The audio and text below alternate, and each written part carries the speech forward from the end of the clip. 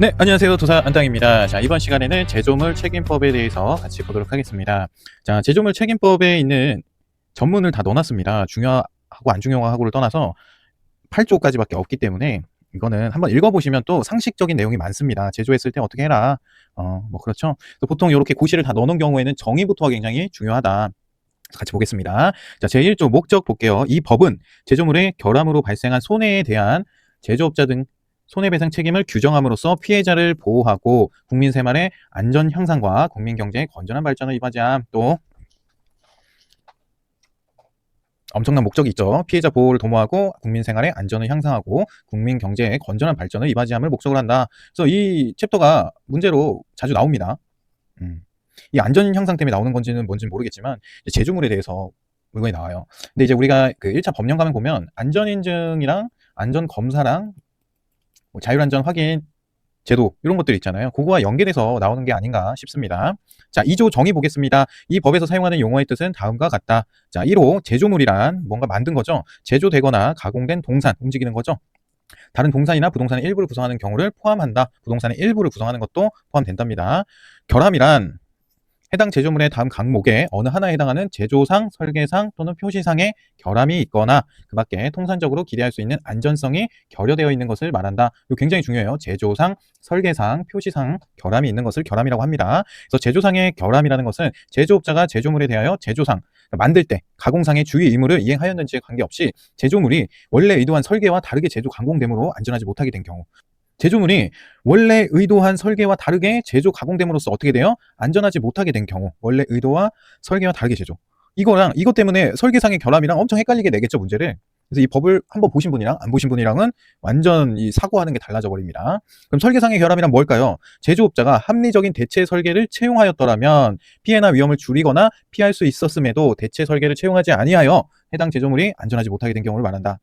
그러니까 제조업자가 설계를 할 때 좀 좋게 합리적으로 설계를 채용을 했으면 피해나 위험을 줄일 수 있는 그런 건데, 그런 걸 채용하지 않고 나만의 제조업자의 이익만을 위해서 그냥 제조해서 안전하지 않은 경우를 설계상의 결함이라고 합니다. 정확하게 이 두 개 구분해놔야 돼요. 표시상의 결함이란 제조업자가 합리적인 설명, 지시, 경고 또는 그 밖의 표시를 하였더라면 해당 제조물에 의하여 발생할 수 있는 피해나 위험을 줄일 수 있는 를 하지 않은 경우. 자, 표시상의 결함은 조금 쉽습니다. 제조업자가 설명이나 지시, 경고, 설명서죠.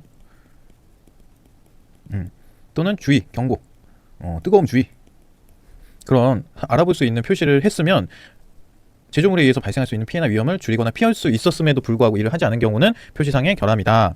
그럼 제조업자란 다음 항목의 자를 말한다.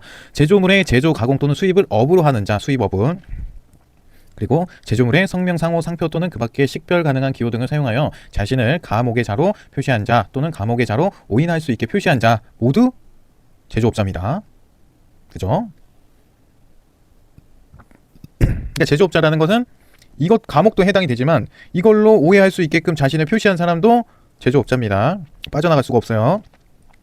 제3조 제조물 책임. 제조업자는 제조물의 결함으로 생명, 신체 또는 재산의 손해를 입은 자에게 그 손해를 배상해야 한다. 제조업자는 제조물의 결함 뭐 있었어요?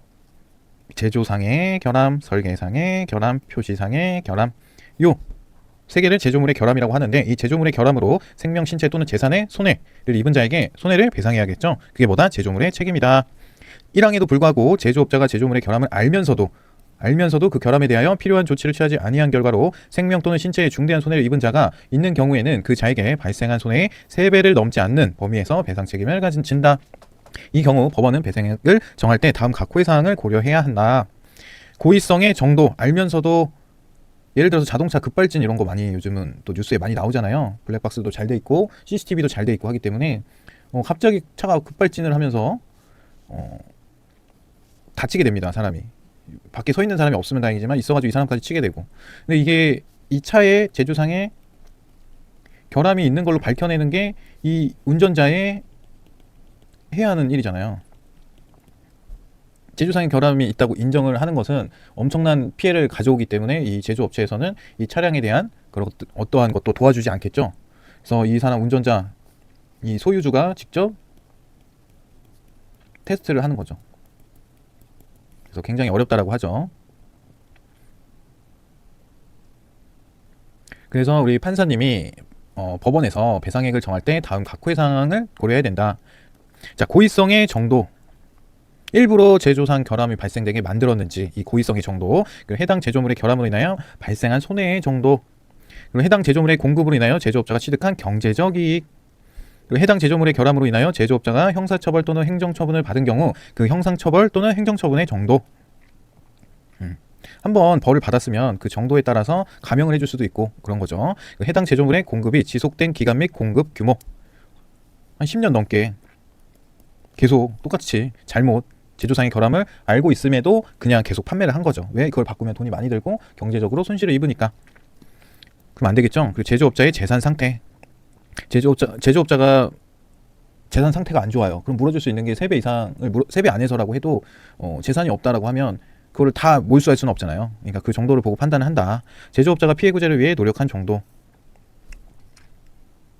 그런 거를 다 이거를 꼼꼼히 확인해서 판단을 한다는 거죠, 법원에서. 자, 피해자가 제조물의 제조업자를 알 수 없는 경우에 그 제조물을 영리 목적으로 판매되어 등의 방법으로 공급한 자는 제1항에 따른 손해를 배상해야 한다. 다만 피해자 또는 법정 대리인의 요청을 받고 상당한 기간 내에 그 제조업자 또는 공급한 자를 그 피해자 또는 법정 대리인에게 고지한 때는 그러지 않다.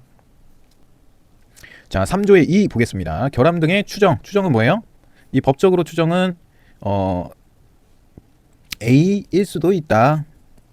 가정하는 거죠. 가정보다 조금 더 강한 의미를 갖고 있습니다. 추정이라는 것은 이거라고 생각을 한다 라고, 정답은 이거다 라고 지정을 해놓고 아니면 말고라고 빠져나갈 수 있는 구멍을 만들어주는 게 추정이죠.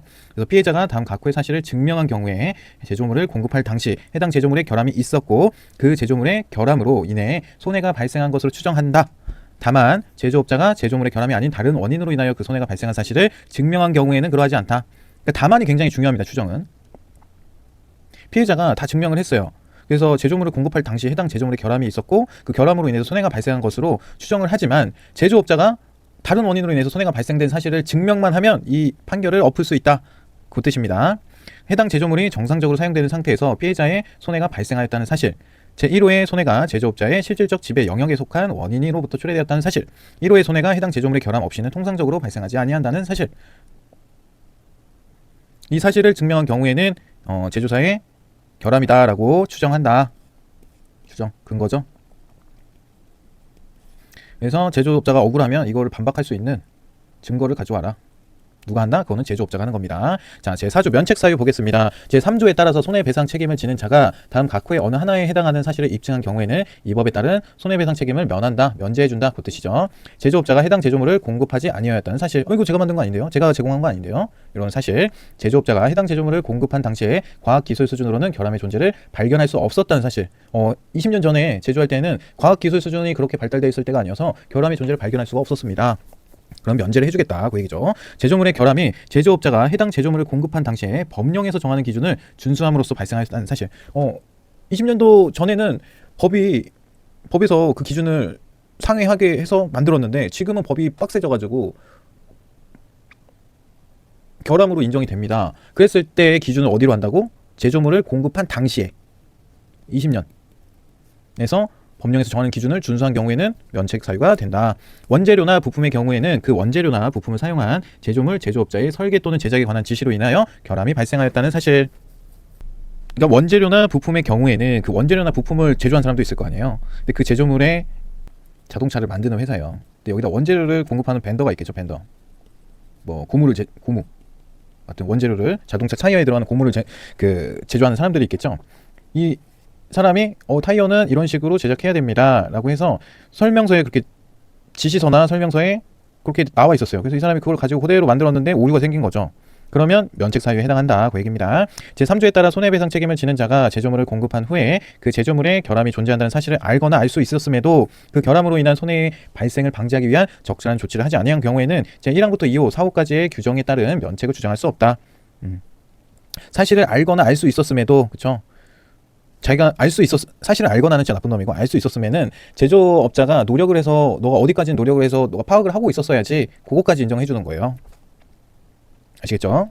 저 몰랐어요 한다고 모르는 게 아니라, 너가 여기서 공급해 준 거를 알았으면 거기에 관한 자료를 받았을 때 그 사람이랑 이런 건 문제가 있지 않아요 라고 반문을 하든 아니면 다른 사례들을 통해서 보든 해서 충분히 너가 노력하면 알 수 있었는데 그런 거는 모르는 게 아니라는 거예요. 무슨 말인지 아시죠? 법이 이렇게 어려워요. 자, 5조 연대 책임 보겠습니다. 동일한 손해에 대하여 배상할 책임이 있는 자가 2인 이상인 경우에는 연대하여 그 손해배상을 할 책임이 있다. 제6조 면체특약의 제한. 이 법에 따른 손해배상 책임을 배제하거나 제한하는 특약은 무효로 한다. 다만 자신의 영업에 이용하기 위하여 제조물을 공급받은 자가 자신의 영업용 재산에 발생한 손해에 관하여 그와 같은 특약을 체결한 경우에는 그러하지 않다. 그러니까 이 법에서 제조물 책임법에서 따른 그 손해배상을 책임져야 하는 내용들이 대원칙인 거죠. 그래서 제조물이 이제 특약으로 넣는 거죠. 거래할 때, 계약서 쓸 때 특약 해가지고 우리 부동산 계약할 때 보통 뭐 많이 넣잖아요, 그죠? 근데 이 법에 있는 대원칙을 위반하는 경우에는 무효로 한다는 거예요. 근데 뭐예요? 자신의 영업에 이용하기 위해서 본인이 본인 스스로를 특약의 경우에는 그러하지 않다. 내가 책임지겠다 하는 건데 대원칙이 나발이고 내가 책임을 지겠다라고 하는 거는 그러하지 않다고 그렇게 적혀 있는 겁니다. 자신의 영업에 이용하기 위해서 제조물을 공급받은 자가 자신의 영업용 재산에 발생한 손해에 관하여 내 손해는 내가 인정하겠다라고 특약을 체결한 경우에는 그렇게 하셔라. 자유니까 그렇게 하라는 겁니다. 자, 제7조 소멸시효 등 이 법에 따른 손해배상의 청구권은 피해자 또는 법정 대리인이 다음 각 호의 사항을 모두 알게 된 날로부터 3년간 행사하지 아니하면 시효의 완성으로 소멸한다. 손해 제3조에 따른 손해배상 책임을 지는 자. 그 손해배상 청구권은 피해자 또는 법정 대리인이 이 손해와 손해배상 책임을 지는 자에 대해서 알게 됐는데도 3년간 행사하지 않으면 소멸시효가 된다는 거죠. 자, 이 법에 따른 손해배상의 청구권은 제조업자가 손해를 발생시킨 제조물을 공급한 날부터 10년 이내에 행사해야 한다. 다만 신체에 누적되어 사람의 건강을 해치는 물질에 의해 발생한 손해 또는 일정한 잠복기간이 지난 후에 증상이 나타나는 손해에 대해서는 그 손해가 발생한 날부터 기산한다. 잠복기간이 있는 경우에는 그 손해가 나 갑자기 아프기 시작한 날부터 기산한다. 숫자 셈은 센다.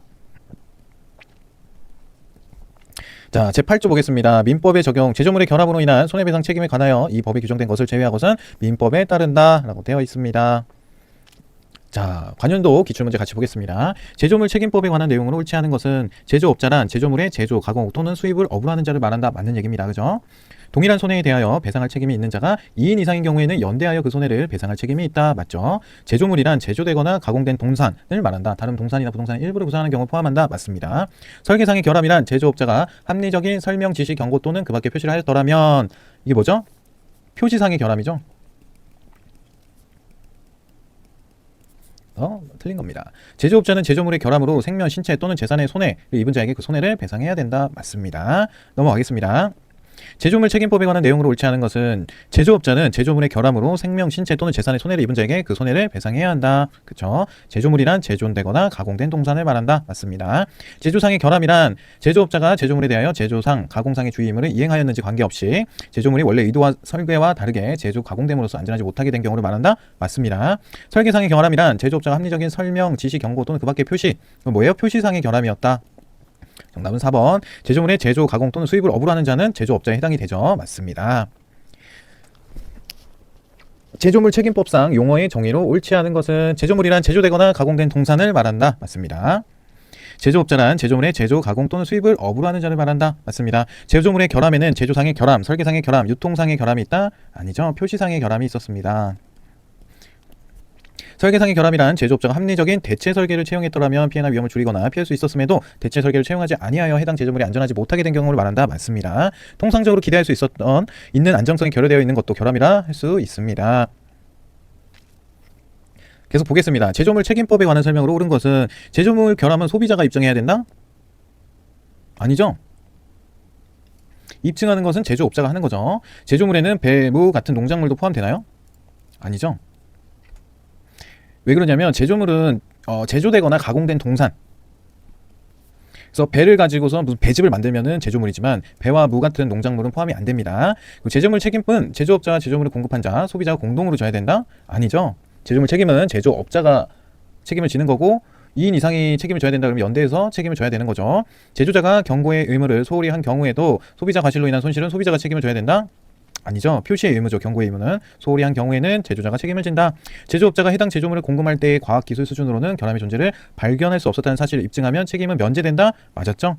정답은 5번입니다. 옳은 거니까. 제조물 책임법상 결함에 해당하는 것을 모두 고른 것은 제조상의 결함, 표시상의 결함, 설계상의 결함 모두 맞는 겁니다. 네, 그래서 제조물 관리법은 굉장히 이지하다. 근데 그 관리법에 대한 내용을 세세하게 안 읽어보면 충분히 헷갈릴 수 있는 문제거든요. 그래서 이렇게 한번 정리하고 문제로 익히시면 되겠습니다. 자, 계속해서 안전관리 보도록 하겠습니다. 자, 안전관리 조직에 관한 내용으로 옳지 않은 것은 해서 뭐 라인 스태프형, 라인형, 스태프형 이런 게 나오고요. 그래서 같이 보도록 하겠습니다. 자, 안전관리 조직 형태는 워낙 유명합니다. 그렇죠? 라인형이 있고 스텝형이 있고 라인 스텝형이 있어요. 라인형은 이 경영자가 스스로 안전도 챙기고 생산도 챙기는 겁니다. 이 빨간색 선이 생산이고요. 파란색 선이 안전입니다. 그래서 안전 지시가 신속하겠죠. 생산 지시랑 안전 지시랑 동일한 라인으로 내려가기 때문에 이런 경우에는 이제 소규모 현장에 적합합니다. 100명 이하의 100인 미만의 소규모 현장에 적합합니다. 스텝형 같은 경우에는 스텝이 있는 거예요. 안전 스텝, 안전 관리자라든지 보건 관리자라든지 이런 스텝이 있어서 경영자에게 안전에 대해서 지도 조언을 해주는 거죠. 그러면 경영자가 그걸 배워가지고 이렇게 똑같이 내리는 겁니다. 이게 바로 스텝입니다. 뭐 다른 게 아니고. 그래서 안전에 대한 전문 지식을 축적할 수 있고요. 중견기업 한 100명에서 1000명 미만인 중견기업에 적합하다. 이거 1000명이에요? 500명이에요? 물어보시는 분이 계셨던 것 같아요. 상관없습니다. 100명 이상. 그러니까 소규모 현장이 아니라 한 중견규모의 현장에 적합하다. 라고 이해하시면 됩니다. 이 정해진 숫자는 아니에요. 라인 스텝형 보겠습니다. 경영자가 있고 안전관리자, 안전관리팀, 환경안전팀이 있겠죠. 이 팀이 별도로 있어서 이 경영자한테도 안전교육, 관리자, 감독자, 작업자 모두에게 이 안전팀에서 안전에 대해서 지시랑 하는 거죠. 생산 라인은 그대로 이렇게 내려가고요. 그래서 명령과 조언이 혼돈된다. 그렇죠? 안전팀이 막강한 힘을 가지고 있잖아요. 왜 안전 안 지켰어요? 왜 안전교육 안 들었어요? 라고 할 수 있죠. 근데 기업 경영이라는 것은 생산을 해야 되는데 안전과는 어떻게 보면은 반대로 간다라고 생각할 수가 있단 말이에요. 우리 빨리빨리 생산해서 물건 많이 뽑아내야 되는데 안전조치 다 지키면서 하면 언제 해? 이렇게 생각할 수가 있잖아요. 근데 안전조치를 다 지키면서 해도 시간이 그렇게 많이 소요가 되지 않는다. 뭐가 되면? 습관화가 되면. 근데 이 습관화가 되기 전까지는 안전팀에서 계속 쪼겠죠. 그래서 명령과 조언이 혼동되고 이 1000명 이상의 대규모에 적합하다. 이게 대규모가 중요한 겁니다. 여긴 소규모가 중요하고. 자, 문제 같이 보겠습니다. 자, 라인 스태프형은 명령 개통과 조언, 권고적 참여가 혼돈되기 쉬운 단점이 있다. 맞죠? 라인형은 1000명 이상의 대규모가 아니라 소규모였죠. 100명 이하의 소규모 사업장에 주로 활용된다. 그래서 2번이 틀린 거고요. 라인형은 안전에 대한 지시 및 전달이 비교적 신속하다. 그렇죠? 스태프형은 권한 다툼이나 조정 때문에 라인형보다 통제 수속이 복잡하며 시간과 노력이 더 소모된다. 안전관리 조직 형태는 라인형, 스태프형, 라인 스태프형으로 구분할 수 있다. 맞습니다. 스태프형은 권한 다툼이나 조정 때문에 라인형보다는 통제 수속이 복잡하다. 왜? 사람이 더 많으니까. 그래서 그만큼 시간과 노력이 더 소모된다라고 이해하시면 좋을 것 같습니다. 자, 안전관리 조직에 관한 설명으로 옳지 않은 것은 보겠습니다. 안전관리 조직의 형태는 라인형, 스태프형, 라인 스태프형이 있다. 라인형은 회사 내에서 별도의 안전부서가 있으며 안전계획에서 실시까지 담당한다. 아니죠. 라인형은 경영자, 관리감독자 하나로 쭉 내려가는 거죠.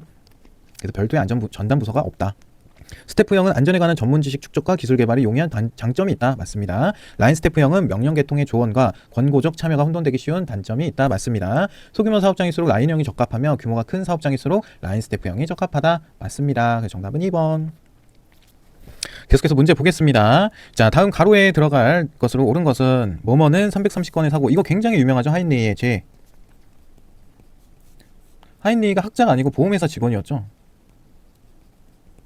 그래서 그동안 발생된 재해와 사고의 비율을 혼자 회사 안에서 보험이 나가고 있고 이런 것들을 이제 조사를 해보니까 330건을 조사를 해봤어요. 그러니까 330건마다 한 건의 사망사고가 있으면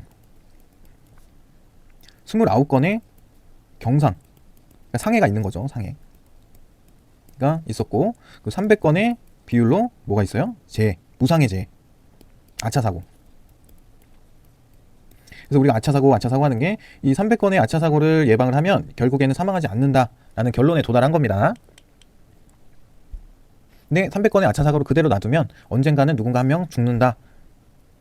그렇게 해석이 돼서 이제 아차사고를 줄이자. 아차사고를 막는 게 큰 사건 하나를 막을 수 있는 가장 사소하면서도 당장 실천할 수 있는 안전조치다. 안전관리다. 이렇게 많이 알려져 있습니다. 이걸 주장한 사람이 누구라고요? 하인리. 그럼 버드는 누구냐? 버드는 640건을 조사한 사람이에요.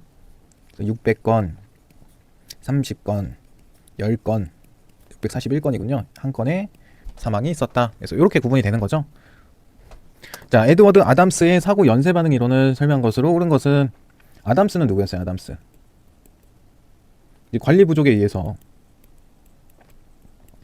작전적, 전술적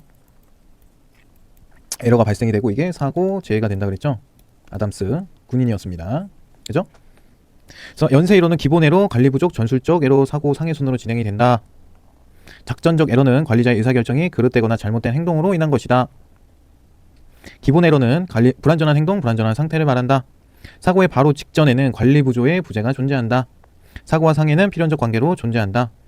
연쇄 이론은 기본 에러예요? 아니죠. 처음부터 틀렸네요. 그렇죠? 관리 부족, 작전적, 전술적, 사고 재해로 진행이 되는 거죠. 그래서 이건 틀린 거고, 작전적 에러는 관리자의 의사결정이나 그릇된 잘못된 행동으로 발생된 거죠. 관리 부족으로 인해서 작전적이 된 겁니다. 작전적 에러는 관리자의 의사결정이 잘못돼서 작전적 에러가 발생이 되는 게 맞습니다. 순서상으로. 2번은 맞는 얘기고요. 기본 에러라는 건 없어요. 틀린 거고, 사고의 바로 직전에는 전술적이죠. 불완전한 행동, 여기가 불완전한 행동, 불완전한 상태, 그러니까 전술적 에러가 존재하는 게 맞는 거죠. 여기서 이건 틀린 거고, 사고와 상해는 필연적으로 존재한다는 내용은 없고, 사고가 발생이 되고 그게 재해로 이어진다라는 걸로 설명을 하기 때문에 이것도 틀린 말이었습니다. 정답은 2번. 자, 보호구 안전인증 고시에서 정하고 있는 추락 및 감전 위험 방지용 안전모의 성능 기준에 관한 내용 중 안전모의 시험 성능 기준 항목이 아닌 것은, 이거는 뭐 외우셔야 되죠. 안전모의 성능 기준, 요거는 굉장히 중요합니다. 3차 시험에도 나올 수 있는 문제예요. 그래서 내관통성, 내전압성,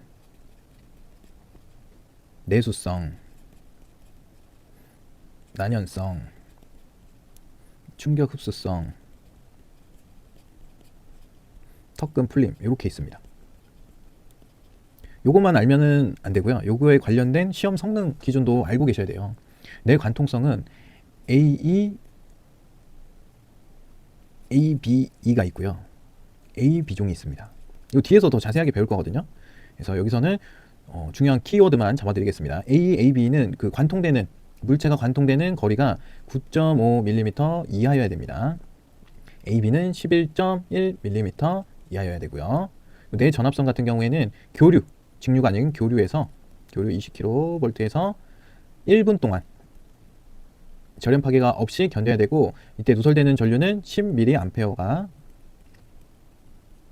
안 돼야, 그러니까 이하여야 됩니다. 누설 전류는 10mA 이하여야 되고, 내수성은 이제 물에 담갔을 때 질량 증가율이 1% 미만이어야 합니다. 난연성은 모체가 불꽃을 내면서 5초 이상 연소되면 안 된다. 불타면 안 된다는 거죠. 충격 흡수성은 4450을 초과해서는 안 된다. 턱근 풀림은 150N에서 250N 사이에 풀려야 한다. 그래서 네네네 난충턱,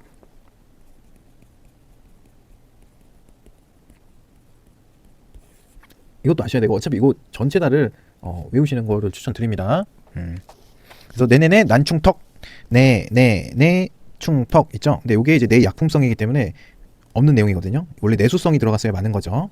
정답은 3번 이렇게 보시면 되고, 산업안전보건 법령상 대여자 등이 안전조치를 해야 되는 기계기구, 설비 및 건축물 등에 해당하는 것을 모두 고른 것은, 이것도 1과목 산업안전보건 법령에서 지겹도록 한 거죠. 타워 크레인, 이동식 크레인, 고소작업대 리프트 모두 다 대여자들이 안전조치를 해야 되는 기계기구, 설비 및 건축물 등에 해당이 됩니다. 정답은 5번이고요. 이게 이제 24년 논술 문제에 나왔죠. 1번 문제로. 근데 그때는 양중기에 해당하는 것만 고르세요. 양중기에 해당하는 것만 적으세요. 그러면 어떻게 해야 돼요? 양중기, 타워 크레인, 이동식 크레인, 리프트. 그렇죠? 양중기는 산업안전보건 기준에 관한 규칙상에서는 승리 크이곤이잖아요. 그렇죠? 근데 대여자 등의 안전조치 등을 해야 되는 기계기구, 설비 및 건축물 중 양중기에 해당하는 것만 적으세요 하면은 타워 크레인, 이동식 크레인, 리프트다. 곤돌라는 아니다. 이렇게 알고 계셔야 됩니다. 자, 관리격자 이론에서 생산에 대한 관심은 높으나 관리격자 이론, 기업진단 다 듣고 오셨죠? 여기가 1.1, 여기가 1.9, 여기가 9.1, 여기가 9.9. 이렇게 돼 있어가지고 생산에 대한 관심은 대단히 높으나 인간에 대한 관심이 극히 낮은 리더십의 유형이 뭐였어요? 9.1형. 그쵸? 이렇게 보셔야 됩니다. 여기가 생산이고 여기가 인간관계입니다. 이게 헷갈려가지고 틀리시는 분들도 계세요. 그러니까 꼭 요 Y축이 생산이고 X축이 인간관계다 라고 읽으시면 됩니다. 계속 보겠습니다. 하인리의 사고 방지를 위한 기본 원리 5단계를 순서대로 옳게 나열한 것은, 이거는 이제 해설부터 같이 볼게요. 이제 하인리가 사고 방지를 위한 기본 원리 5단계라고 해서 안사본 정책 이렇게 두음을 따드렸습니다. 안사본 정책.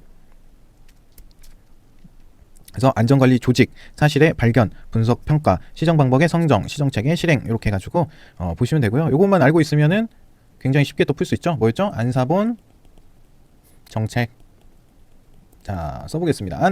안전관리 조직 기억, 사실의 발견 디귿, 분석 평가, 시정 방법의 선정, 그리고 시정책의 실행해서 기억 디귿, 미음, 니을, 니은. 1번이 정답이었습니다. 맞죠? 안사본 정책, 요것도 외우셔야겠죠? 자, 사고 예방 대책 기본 원리 5단계 중 2단계인 사실의 발견에 해당하지 않는 것은, 사실의 발견에는 어떤 게 있을까요? 근로자의 의견 수렴 및 여론조사, 작업 분석, 점검 및 검사, 사고 조사가 있답니다. 의견 수렴 및 여론조사, 작업 분석, 점검 및 검사, 그리고 과거 사고에 관한 조사가 들어가고요. 기술적 개선은 어디에 들어가요?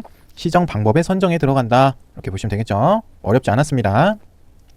자, 하인리의 재해 발생 5단계에 관한 설명을 옳지 않은 것은, 딱 봐도 3번이 틀린 거죠. 여기에 뭐가 들어가야 돼요? 불완전한 행동 또는 상태가 들어가야 되는 거죠. 조직의 결함이 아니고. 넘어가겠습니다. 재해 발생 관련 이론에 관한 설명으로 옳은 것은 자베타키스의 사고 연쇄성 이론 5단계 중 2단계는 작전적 에러고 3단계는 전술적 에러다. 이게 뭐예요? 아담스의 사고 연쇄 이론이죠. 틀린 거고, 외부의 사고 연쇄성 5단계 중 2단계는 인간의 결함을 정리하고 무엇이 재해를 일으켰는지 찾으려고 하는 것이다. 이게 맞습니다. 그럼 3, 4, 5는 왜 틀렸는지 한번 볼게요. 아담스의 사고 연쇄성 이론 5단계 중에서 3단계는 에너지 아니죠. 작전이었죠. 작전적 이 2단계고 전술적이 3단계고 사고 재해였습니다. 그래서 제가 이거 외울 때 헷갈리니까 작전이라고 외우라고 했잖아요. 기억나시죠? 그래서 틀린 거고, 버드는 사고 연쇄성 이론 5단계 중에서 1단계는 제어의 부족입니다. 하인리가 사회적 환경과 유전적 요소를 가지고 주장했던 사람이죠. 이거 혹시 헷갈리시나요? 저는 이게 많이 반복을 해봐서 그런지 굉장히 쉬운데 처음 보시는 분은 헷갈릴 수 있어요. 그래서 제가 요 밑에다가 요 표 넣어드렸는데 요거를 전체적으로 알고 계시고 외우셔야 되고, 헷갈리면 헷갈리는 대로 구분해서 아셔야 됩니다. 하인리랑 웨버는 거의 동일합니다. 둘이. 그쵸? 그리고 버드랑 애덤스랑 비슷합니다. 얘도 다 관리구조의 결함이라고 한 거고, 자베타키스도 정책과 결정이라고 했기 때문에 관리구조의 결함으로 본 게 맞습니다. 그래서 불완전한 행동 상태를 말했고요. 물질 에너지 기준 이탈이 뭐예요? 자베타키스의 사고 연쇄 이론이었습니다. 그래서 이게 물질 에너지의 위험이 뭐였다? 자베타키스였다. 해서 요 밑에 표를 좀 꼼꼼하게 외우시고 직접 그릴 수도 있어야 돼요. 넘어가겠습니다. 안전관리 계획의 운영 방법에서 안전보건 평가의 항목에 주요 평가 척도의 종류에 해당하지 않은 것은 뭐 절대, 상대, 평정, 기능, 도수 이렇게 있는데 이거 외우시면 되겠죠? 기능이 아니었다. 오늘 여기 계산까지만 하도록 하겠습니다. 극한 강도가 60 MPa, 허용 응력이 40 MPa. 이때 안전 계수는 얼마이냐? 이렇게 푸시면 돼요. 요거 지우시고 극자 뭐였죠? 예, 제가 반대로 써놨습니다. 이거 지우세요. 이것도 틀렸네요. 이것도 3번입니다. 그냥 극한 강도 대 허용 강도 이렇게 외우시면 돼요. 그래서 분모에다가 60을 넣고 분자에다가 60을 넣고 분모에다가 40을 넣어야겠죠. 그래서 계산기 누르면 1.5가 나오죠. 그렇게 하시면 되는 문제였습니다. 안전 용어부터는 다음 시간에 같이 하도록 하겠습니다. 네, 너무 고생 많으셨고요. 여기서 오늘은 끝.